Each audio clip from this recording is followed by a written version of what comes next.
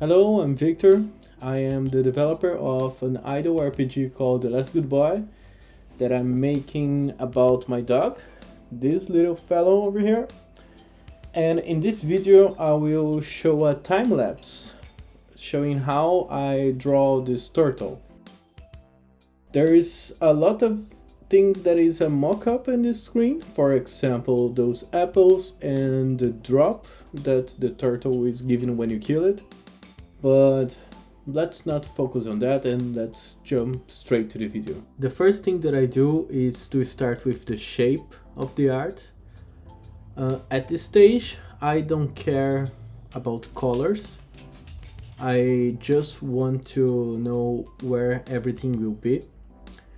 And as you can see over there, I did the shell using the mirror tool. And the legs, I also did this, and then I copied the legs to make the back legs and made it a little bit more closer and change the color. And one thing that is important, it's to apply the outline early in the beginning, because it helps me to see the entire drawing, like the entire shape. In this example, I could see that the tail was a little bit wrong. Then I change it early in the beginning, and it's way easier than changing it after applying all the details and everything to the art.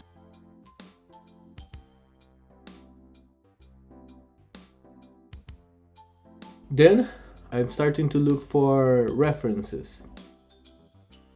What I am looking for are mostly the colors, because colors are really important for pixel art, and I am really bad of picking my own colors. So in this guy I used this art of this turtle standing up, but what I usually do is I have a base color, and then from that base color I can have my owns, because it's easier once you have a base thing.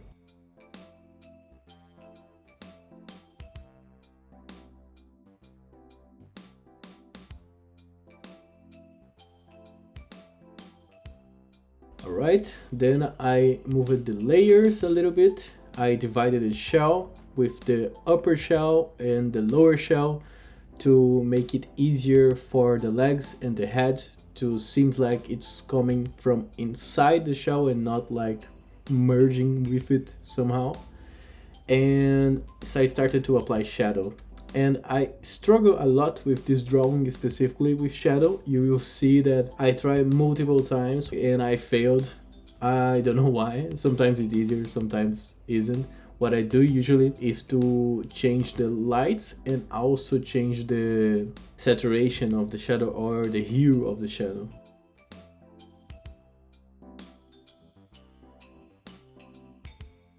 And since I failed, I tried to use a texture, like applying these balls, to see if this texture would help to make this drawing looks a little bit less bland. And it kind of did, but to be honest, the way that it looks right now, it's kind of fine. But I cheated a little bit because I didn't grab an actual color for the shadow. I just painted it black and changed the alpha, and it doesn't look really nice. This is why I erased it over there and started to focus on the shell instead. That is a little bit easier. I just need to apply a texture of like, it looks like a ball, like a soccer or football for me, and it's way easier because you just need to apply a shadow in one side and highlights in other side, and all my sprites has the sunlight coming from above to the right, so I always do everything with that in mind. And I did the same for the bottom of it. Again, I took the color of the reference and then changed it a little bit to apply to my drawing, because in the reference there's just 2 tones of colors for the lower inner shell, and in my drawings there's 3 or 4. Yeah, 4. So I had to create my own. And at this point, to be honest, already looks kind of nice, but I still wanted to do something with the shadows. So yeah, I will still keep trying if you take a look.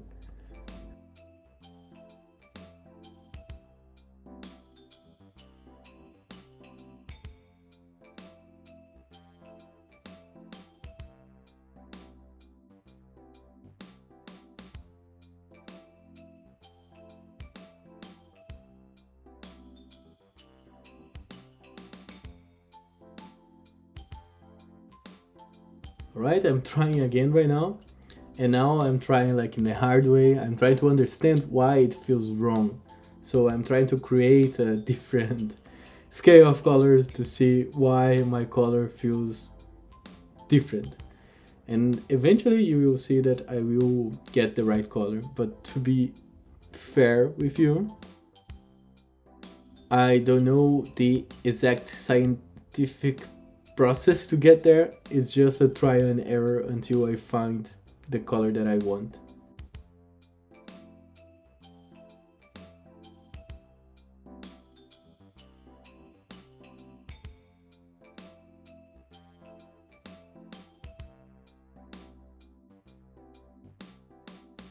Here it is. Nice, yeah. Then I got the shadow.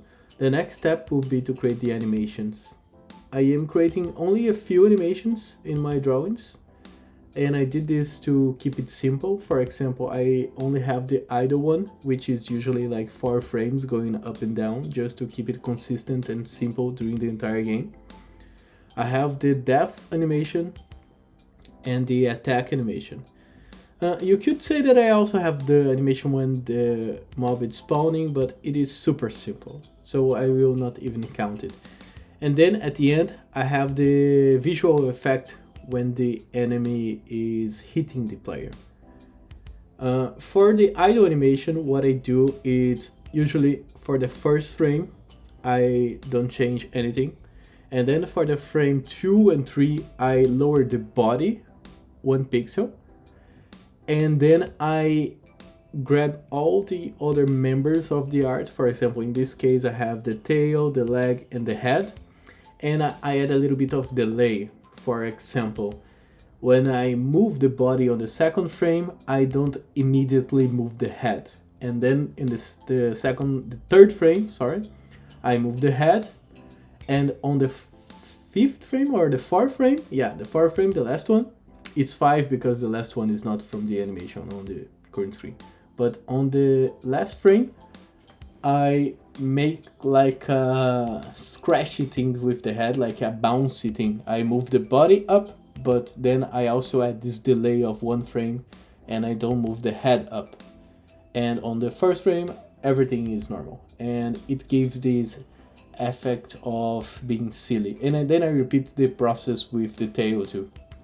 The only thing that I didn't repeat it was with the legs, because it looks like kind of weird. Like the leg is literally connected to the shell. So if I move it with this delay, it looks like it is disconnected. And you will notice that when I apply outline, I'm always painting the drawing into a different color. And I do this because when I apply the outline, I do this in a different layer. And the Azeprite, the software that I'm using, it has a shortcut that you can apply outline with some style to the entire code. Oh, sorry, I'm talking about code. To the entire art. So what I do, I just use a flat color just for you to understand that it needs to be applied over that.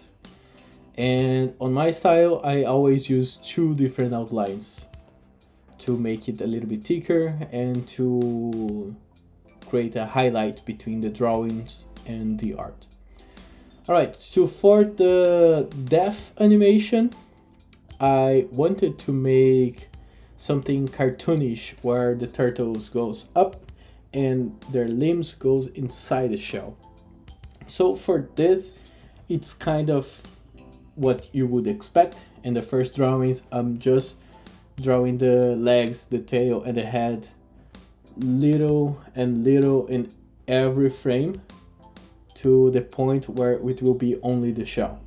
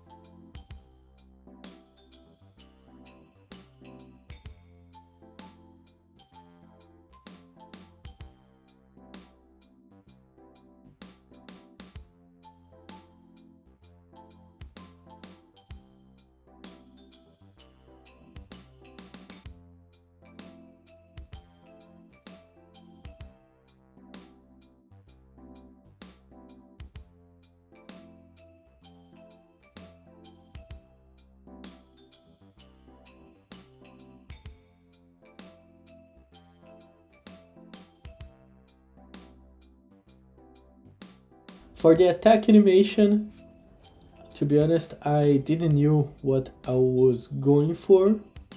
But since I make this bouncy thing with the head, I thought that would be funny if I recycle the first frames for other animations where the turtle goes down, and then make it jumps a little bit higher than the other ones and give like a head bump in the enemy, or in this case like in the player. Sorry about these paw noises, it's my dog walking around. But yeah, and I always try to use the same frames because I'm developing this game alone and I want to save as much time as possible, keeping the quality that I wanted.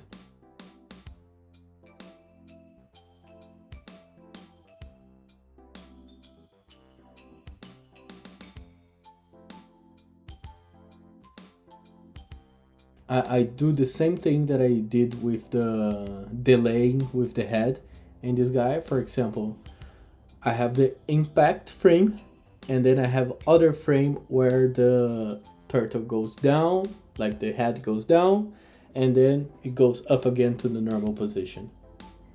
Then I just add outline and that's it.